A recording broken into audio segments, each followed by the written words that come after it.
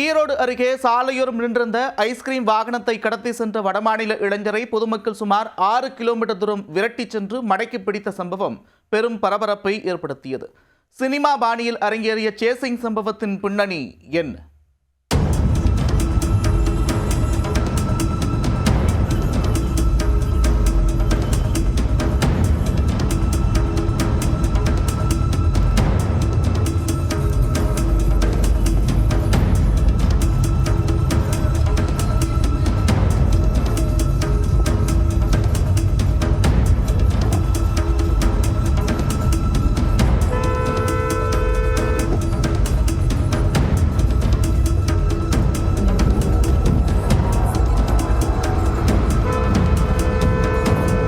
நாமக்கல் மாவட்டம் திருச்செங்கோட்டில் இருந்து ஈரோடு மாவட்ட கடைகளுக்கு ஐஸ்கிரீம் சப்ளை செய்வதற்காக சரக்கு வாகனம் ஒன்று வந்துள்ளது. கொக்கராயன்பேட்டை பகுதியில் வாகனத்தை நிறுத்திவிட்டு அதன் ஓட்டுநர் அருகில் உள்ள கடை ஒன்றில் பேசிக் கொண்டிருந்தார். அப்பொழுது அங்கு ஐஸ்கிரீம் வாங்க வந்த பீகார் மாநிலத்தைச் சேர்ந்த இளைஞர் ஒருவர் வாகனத்தில் சாவி இருப்பதை கவனித்துள்ளார். உடனே அவரது கை பரபரத்திருக்கிறது. ஓட்டுநர் வேறு கவனிக்காமல் சுவாரஸ்யமாக பேசிக் கொண்டிருந்தார். கண்ணிமைக்கும் நேரத்தில் அந்த வாகனத்தை எடுத்துக்கொண்டு அங்கிருந்து தப்பினார் அந்த நபர். தன்னுடைய வாகனம் கடத்தப்படுவதைக் கண்டு அதிர்ச்சி அடைந்த ஓட்டுநர் உடனடியாக அங்கிருந்தவர்களின் உதவியுடன் காரில் அந்த வாகனத்தை பின்தொடர்ந்து துரத்திச் சென்றார்.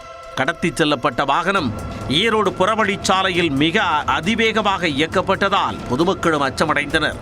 கட்டுப்பாடின்றி சென்ற அந்த வாகனம் மோதியதில் சாலையோரம் நிறுத்தப்பட்டிருந்த 6 இருசக்கர வாகனங்கள் சேதமடைந்தன. மேலும் ஒரு துக்க வீட்டின் முன்பு அமைக்கப்பட்டிருந்த பந்தலும் சேதமடைந்தது.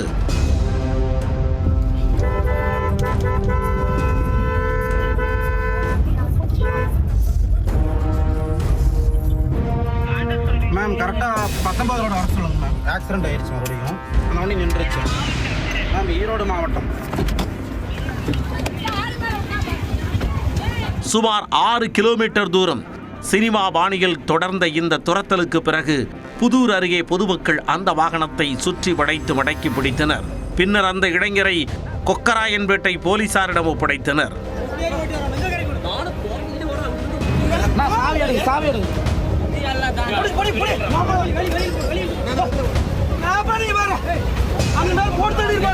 கரூர் ரோட்ல ஆல்ரெடி ஹிட்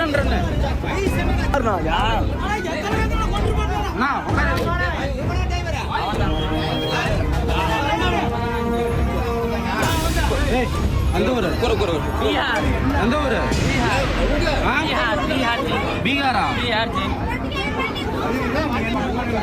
போலீஸுக்கு ஃபோன் பண்ணு.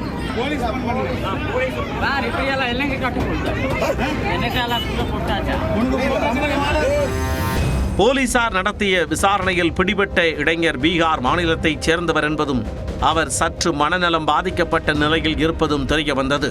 இதனைத் தொடர்ந்து அந்த இளைஞரை போலீசார் காப்பகத்தில் ஒப்படைத்தனர். இந்த துணிகர கடத்தல் சம்பவம் அப்பகுதியில் பெரும் பதற்றத்தை ஏற்படுத்தியது.